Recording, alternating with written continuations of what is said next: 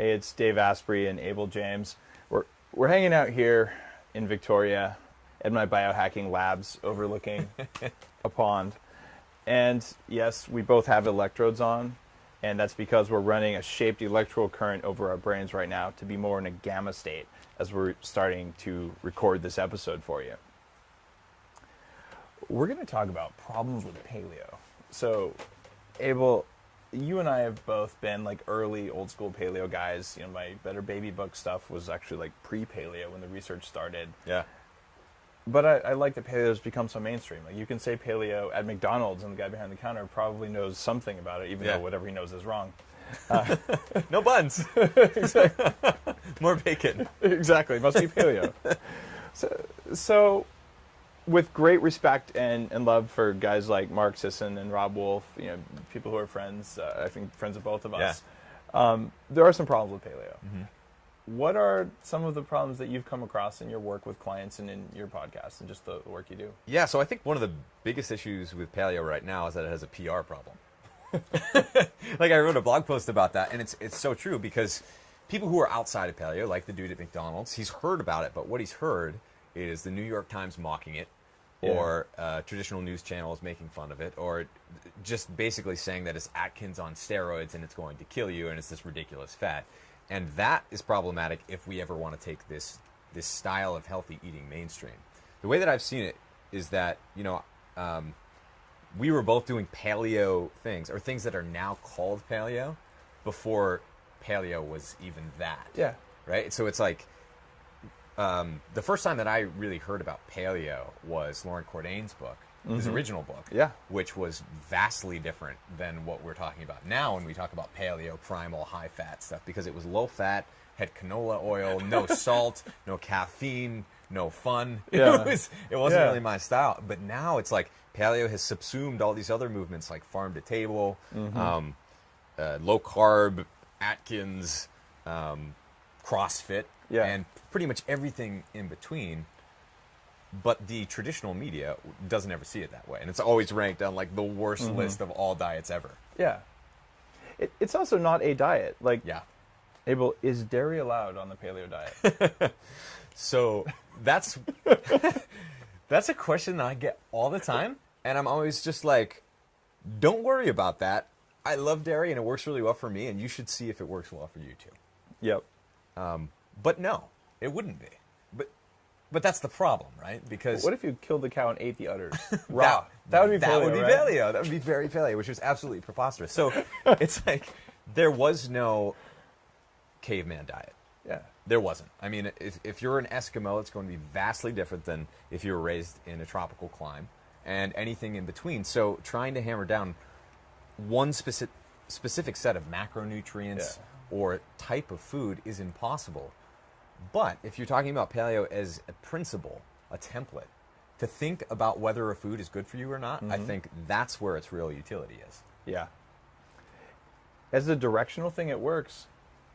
So I was on the low-carb cruise recently. Yeah. And I met so many awesome and just amazing people there.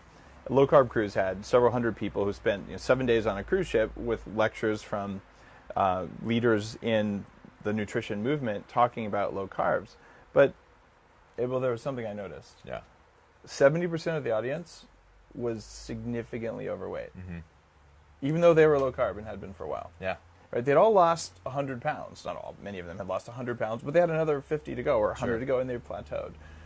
And when people start using paleo as a direction versus a set of principles, it gets very ill-defined. Right. So it becomes the mainstream conception is like it's a diet for meatheads. Like cavemen are stupid. Yeah. Like they carry a club and wear a loincloth, and like they didn't even have mass spectrometers, didn't have microscopes, didn't have Bunsen burners. Yeah. Like at the end of the day, though, if you're eating for performance, regardless of what our caveman ancestors did or didn't do, which by the way we don't really know since we weren't there, it changes the game. And if you start saying, I have a biochemically unique diet that I've tested that works for me, and I follow these basic principles, it's a different diet. Yeah. And paleo has done a lot in recent years, as much as Atkins did in the 70s and 80s. Paleo's done in like the 90s and 2000s, more 2000s, to just move food in this direction. Yeah. But you know who else has done this? Is vegans. Yeah. Like, you want to talk about food quality? I love you vegans.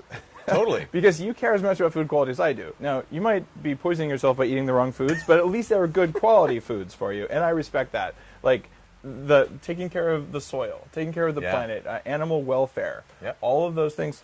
Sorry, just killed a mosquito. Was that... Oh, nice. Here, I'll eat it. No, I'm just kidding. That's paleo. See, like, you can be extreme on either end of it, but Yeah. the bottom line is that food quality matters enormously. Yeah. Even if you're doing some kind of a high starch thing like that, if we just get processed food out of the diet, which is a major part of the paleo movement, we win. Yeah. Like, that's huge. Here's another problem with paleo, though, is that now there are paleo processed foods starting to come on the market. And it's like, so for me, people, I've written books about paleo, and people are like, are you paleo? You're totally paleo, right? And they make jokes about it. It's like, well, actually, not really, because I do have dairy, I have coffee, I have alcohol, I enjoy cigars sometimes. I have a diet that works really well for me, and that's what everyone should have. But as soon as something starts to get popular, vegans as well have experienced this, where it's like now there are lots of vegan processed foods. Like there are Coke. lots. Yeah, exactly. 100% vegan. Doritos? It's ridiculous. And only if it's dairy-free Doritos, I guess. But, so if you take someone who's 100% paleo, they can go to lunch with you, and they can have a plate piled high with 50 pieces of bacon, and that will be 100% paleo. And then you look at my lunch, and it will be mostly like a big heaping of raw, maybe lightly cooked greens, maybe some eggs or a meat of some kind, and a heck of a lot of fat, maybe some nuts and a little bit of fruit, trying to pump up the antioxidants and that sort of thing. But it's like, if I'm having dairy on it, or if I'm having something else that isn't like paleo, it's not 100% paleo, yet this like bacon or this, bison head or whatever they're eating would be. But it's not better for you. It's like, so... Bison head? I'd like a bowl of bison heads, please. So you need to take this paleo caveman approach with a grain of salt, so to speak, and hopefully with some common sense, because it doesn't matter what dietary protocols you're following. If you're not thinking, then you're going to be doing it wrong. Yeah. There's another problem with paleo, and this harkens back to the Atkins days and why so many of the low-carb crowd are holding on to pounds they don't want to. I felt this. When I lost my first 50 pounds, I plateaued for like a year. Yeah. Like, I have 50 pounds. I'm doing the same thing I used to do, and it doesn't work, and I'm getting more tired. Like, what's up with that? Yeah. And excessive protein intake will do that to you. Protein's inflammatory. Yeah. You need a certain amount of protein. Your liver can process so much, and after that, your ammonia levels start to go up. You get too much nitrogen. And if you're lifting iron all the time, your protein requirements can go up. But it's a problem to chronically consume a lot of protein instead of a lot of fat. So we went from this, fat must be bad for you, so let's eat a lot of sugar, and that doesn't work, to let's go on a high protein diet. And a high protein diet feels great for a little while, but then you start not feeling so well because you don't have the fat the liver requires to metabolize the protein. Yeah. And this is why people who pay attention to how they feel and how they perform and how they look, you'll triangulate. You'll try one, you'll try the other, but eventually where you're going to end up is the same place that you and me and Paul Jaminet and most of the paleo community has ended up, is in a higher fat dimension. Yeah. But the traditional conceptions of of paleo is that it's just like eat a lot of protein. So a big lean steak and an egg white omelet. So you got that backwards. It's an egg yolk omelet. Yeah. Not exactly. egg white. And that meat should be the extra fatty meat. And if it's not, you need to soak it in butter like the French would. They're onto something in France. Yeah, right? absolutely. And it tastes so good. So, I've been wondering about the American paradox. Do you know about that? Yeah. Why don't Americans eat like French people to lose weight? Yeah. I know. There's a great book about that. French women don't get fat, or why French women don't get fat. And I enjoyed the heck out of that book because it's like you can eat croissants every once in a while. I wouldn't recommend it, but the way that French eat croissants isn't like every morning for breakfast. It's a treat. And so they have the right barometers of what is something that you should be eating to sustain yourself and what is something that you can occasionally indulge in. And that's something that we completely lost sight of, even in, the paleo community in a lot of cases. I'm not sure I agree with you on the croissant thing. The reason is that gluten is such a damaging substance. If you eat it once, it takes 6 months for all of the immune reverberations from that. It's kind of like, all right, I got myself off gluten, I feel really good, and I'm just going to have one. I've seen heroin addicts do the same thing. Like, I'm clean, I'll just have a little hit. Right. So when I first went gluten-free, like more than a decade ago, I'd go to Europe, and oh my God, the croissants there are like worth dealing with pain, right? And I noticed something too. There's a difference in a European croissant versus an American croissant. The butter's different. The grains are not GMO, at least we hope. That's starting to have problems over there. But the yeast species they use are different over there. Also, the mycotoxins, the mold toxins that grow on grains are very different over there. So my tolerance for wheat products was much higher in Europe than it was for here. But I'd say for the average person, like, that's one of those things where you should draw a line there, because you're going to have cravings for a long time if you do that. Yeah.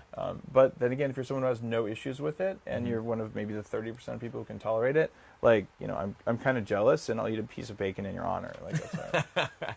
Yeah. But there also is a difference between, like, optimal performance and just, like, being lean. Yeah. Because this one is actually not that difficult at all. This one can be difficult. This one can be, like, unequivocally, I am not touching this, I'm only doing this. But for most people, I mean, if you just want to be like a lean woman or man, like the French would be, just naturally, because they don't get fat, at least if they're following the way that traditions would dictate. I mean, you can do more than you think, and you can make errors. Someone can sneak something into your food at a restaurant that you wouldn't normally eat, and you don't have to completely, like, lose your mind about it. And it probably will affect you. Like, I know that I'm a little bit affected right now just because I've been traveling, and that's what's happened to me. But I mean, that what I'm feeling right now compared to what most people feel all the time in America, oh my God. It's like limitless mental focus. I got in, I flew 8 hours with 2 young kids yesterday. I went to sleep at 4 a.m. last night. Yeah. Right? So I'm not near the top of my game, but, like, I can bring it. And I can bring it. If I'd eaten a Big Mac at the airport instead of bulletproof coffee, which is actually what I had at the airport, I wouldn't be where I am today. Like, I would be a zombie. Totally. It might help we have electricity supporting our brains. Yeah, I think so, probably. But I also, I just drove from a 5-day bachelor party to this. And, like, filming and bachelor parties, like, we did this in the wrong order. Yeah. But even given that, it's like, it's amazing if you know what to do, what to avoid. It's like a lot of the other guys, are just like chugging beer and Schlitz. Oh, good God. Beast and the worst.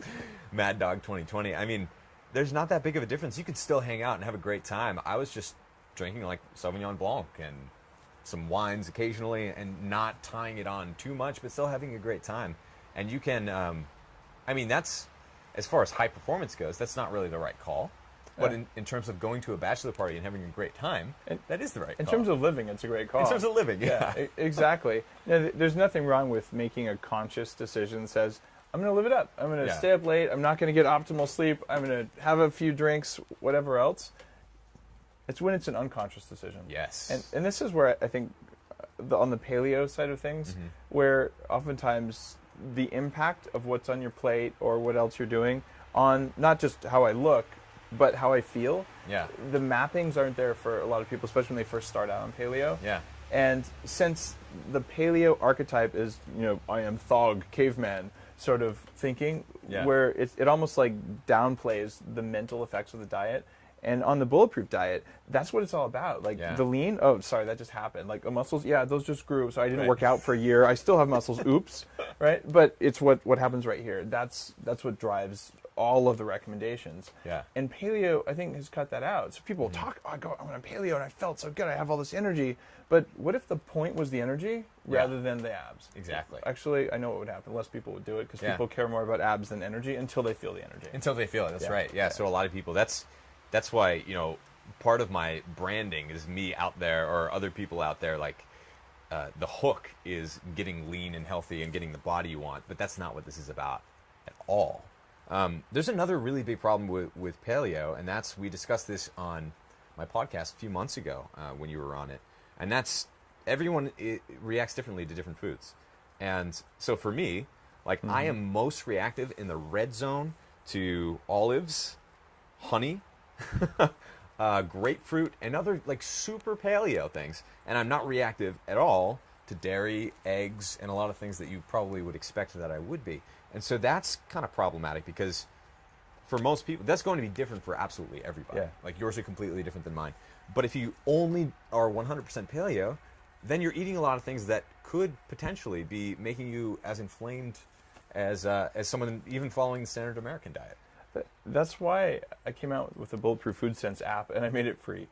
I suppose I should have charged $1 for it or something, but this is an app that uses changes in your heart rate to tell you if the foods you ate are the ones messing with you. Yeah. Because how would you know olives? Like, unless you went on a strict olive elimination diet and then had like an all olive meal, you're not going to feel it because, you know, if your baseline's here and food drops you here, you just don't know. And you're like, oh, I was a little off my game. But there's all these kind of variances there. So many. So now there's an app for that uses the flash on the camera. I think that's really important. You can also just get a blood test. But paleo guys, they didn't have iPhones.